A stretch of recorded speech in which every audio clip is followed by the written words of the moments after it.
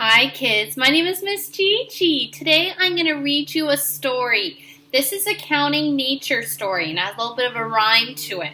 So let's see if you can pick out the counting and the rhyming. Okay, this one's called Somewhere in the Ocean.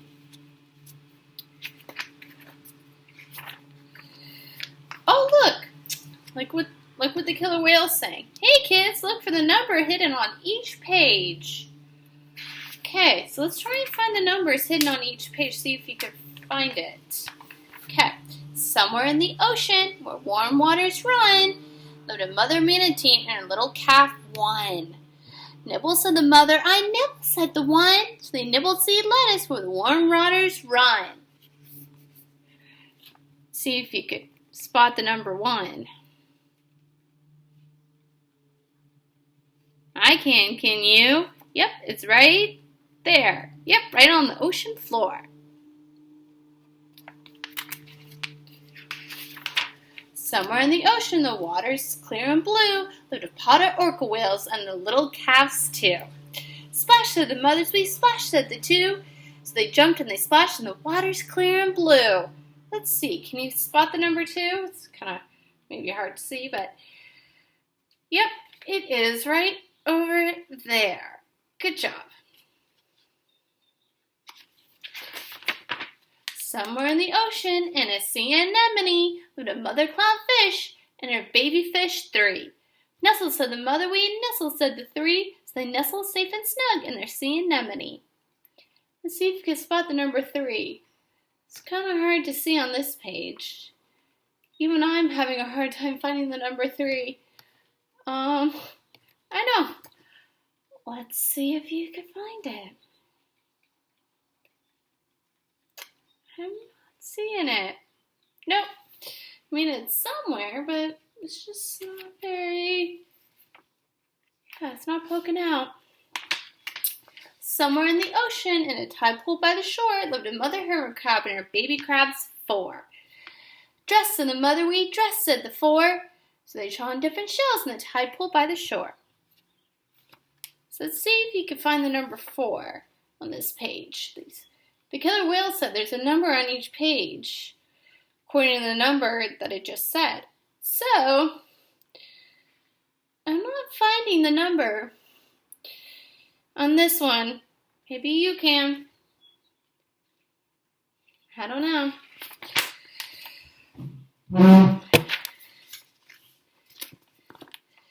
Somewhere in the ocean where the kelp forests thrive, lived a raft of sea otters and their baby otters 5.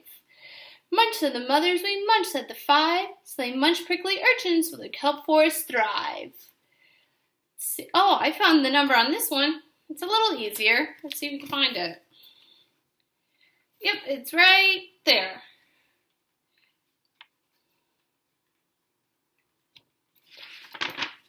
Somewhere in the ocean where the seas and rivers mix, lived a mother tiger shark and a little pup 6. Cruise, said the mother, we cruise, said the 6. So they cruised and hunted where the seas and rivers mix. Okay, let's see if you can find the number 6. I'm trying to find it. Maybe it's on one of the little sharks here.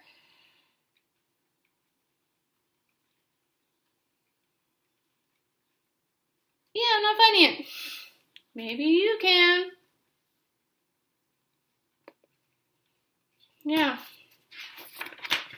Somewhere in the ocean where the seagrass grows so even, lived a father seahorse and his wee baby 7. Hold on, said the father, we hold on, said the 7. So they held and they swayed where the seagrass grows so even. Let's see. Where's the number 7 on this one? I'm finding the numbers sometimes aren't so clear.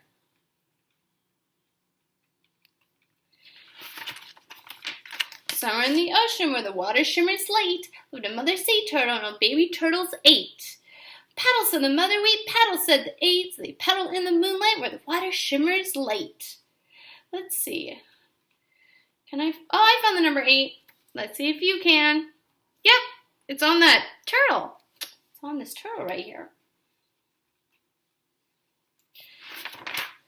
So in the ocean, drifting slowly in a line, lived a mother jellyfish and her baby jellies 9. Zap, said the mother, we zap, said the nine, so they zapped tasty tidbits as they drifted in a line. Let's see, there's supposed to be number 9 on this page. I'll give you a few seconds to find it, because I haven't even found it. I don't know. So in the ocean, a coral reef den, lived a mother octopus and little babies 10. Squirt, said the mother, we squirt, said the 10. So they squirted and they played in their coral reef den. Okay, I'll give you a few seconds to find number 10. I don't know. I can't see it. Maybe you can. Yeah. Okay. And then on this next page, there's all sorts of little fun facts. So, for a clownfish, this coral fish is also known as the clown anemone fish because it spends most of its time swimming among the stinging tentacles of sea anemones. For many other fish, swimming near an anemone would be harmful or deadly. But not to the clown anemone fish. Remember Finding Nemo? Yes. When in danger, it may even swim all the way inside the anemone's mouth. Seeking shelter within the anemone helps protect the clown anemone fish from predators. Clown anemone fish live in the coral reefs of the Atlantic and Pacific Oceans. Next is coral reef. People often mistake coral for a plant, but it's actually made up of tiny animals called polyps. So there's like little polyps on the plant. So there's little polyps, these little, right here, these are like little polyps. Polyps don't grow into one large animal like we do. Instead, they grow by making lots and lots of little copies of themselves. They may attach themselves to rock, shell, or even crab. As the group of polyps becomes larger, it's called a coral colony. The coral colony begins to take on a special shape as it grows. Some might look like lumpy rocks, while others might look like branches, antlers, or fans. Many different coral colonies growing near one another form a beautiful and colorful coral reef that looks like a fantastic underwater garden. Yep. And next we have our hermit crab. And we have a hermit crab at the lagoon. His name is NASA. And once we open up back up again, you're very welcome to come see NASA and all our fun animals.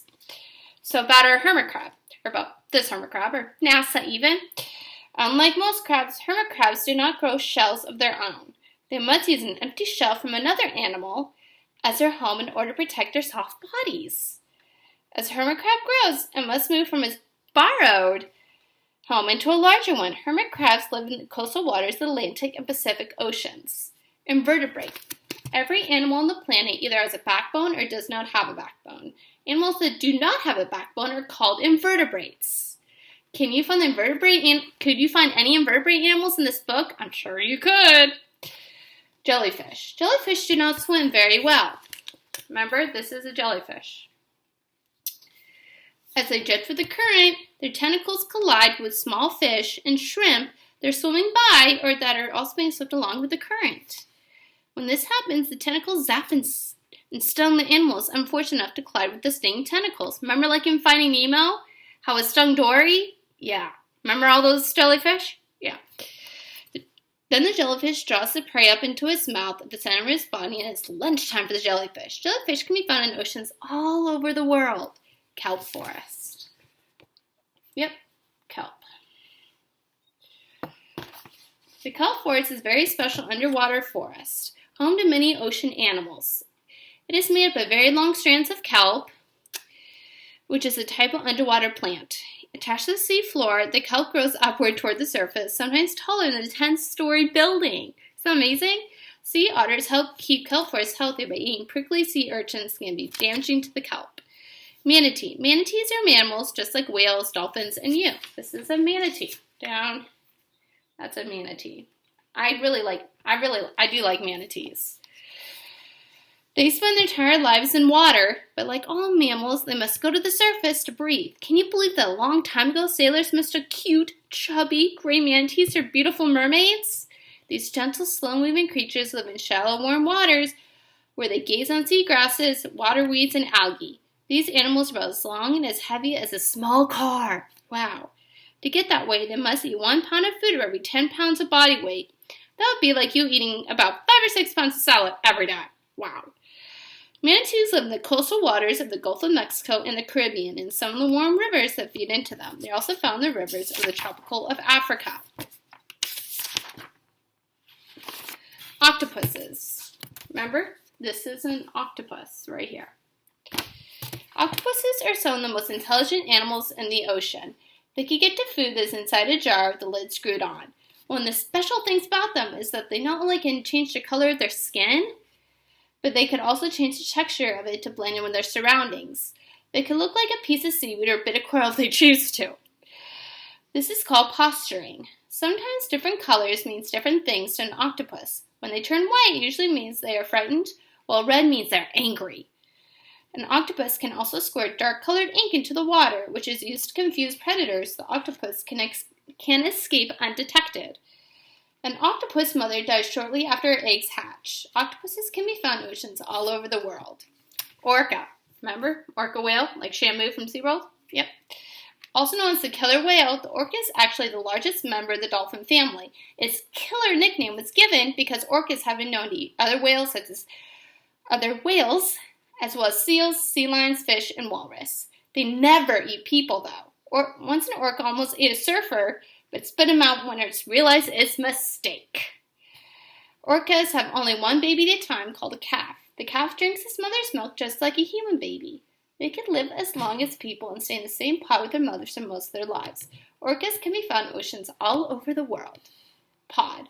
A pod is a name given to a group of animals that live and stay together as a very large family. There are many advantages to living in a pod. For example, animals that live within a pod may help one another with caring for their young, hunting, and you may even play with one another.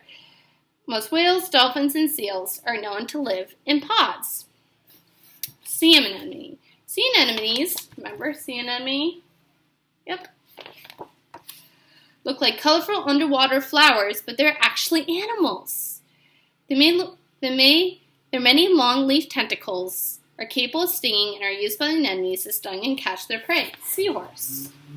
Yep. Seahorses are fish, but they do not swim very well, so they tend to spend most of their time with their tails wrapped tightly around seagrass or seaweed to keep them anchored. The father seahorse is responsible for hatching the young. The mother deposits her eggs into the father's pouch, similar to the pouch of a kangaroo.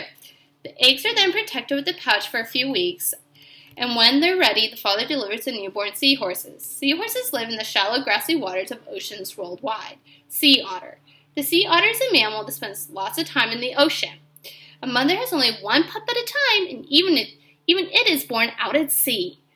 They spend much of their time in the kelp forest when they dive for clams, sea urchins, abalone, and octopuses.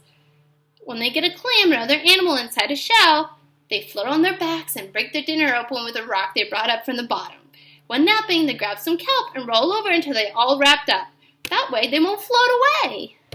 Sea otters live along some coastal waters of the Pacific Ocean. Sea turtle.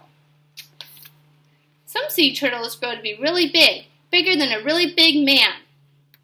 As soon as they hatch and then nest on a sandy beach, they scramble for the water, trying to avoid crabs, seabirds, and other animals that would like nothing better have a baby sea turtle for lunch. They live by themselves and swim all over the ocean for about 20 years. Then they return to the very beach where they were hatched, and the females crawl up onto the beach. Then they dig a hole in the sand and lay their eggs. The cycle starts all over again. Sea turtles in the all this talking. Sorry. Sea turtles in the Atlantic, Pacific, and Indian Oceans. Sea urchin. Sea urchin. Sea urchins are round-shaped, spiny ocean animals that use tiny tube-like feet to move around the ocean and grab their food. Even with all the little spikes for protection, the sea urchin is still considered tasty by many ocean animals. Many people think the sea urchins are delicious too, but the authors are none among them. Tide pool. Tide pools are created near rocky shorelines. As the tide lowers and goes out to sea, it leaves behind little pools of calm water trapped in rocky crevices called tide pools. Tide pools are a wonderful place to explore a sampling of ocean life. You may find sea urchins, anemones, crabs, and even fish. But tide pools are an important habitat for many animals, and they could easily be damaged. If you have the opportunity to visit a tide pool, be sure to explore kindly and carefully. And never take the plants or animals you find home with you. Tiger shark. Tiger sharks can grow to be 18 feet long. That's about 3 times longer than a grown man is tall. These animals eat everything, and they are always hungry. They've been known to eat fish, other sharks, turtles, dolphins, tin cans, garbage, and even people. You can see why they don't make good pets. Tiger sharks can be found in oceans all over the world. Vertebrate. This is the word scientists use to talk about animals with a backbone. Remember, invertebrates were without a backbone? No, vertebrates are animals with a backbone. Lots of animals have backbones. Dogs and cats have backbones. Even you have a backbone. Can you find all the animals in this book that have backbones? No, there's a song here, but I'm not going to sing it. I'm just going to put it up here for a few seconds for you to get the words. And you can sing it along with your family and friends or do whatever. And yeah, so that was Somewhere in the Ocean. Thank you so much for listening. Again, my name is Miss Gigi. Bye!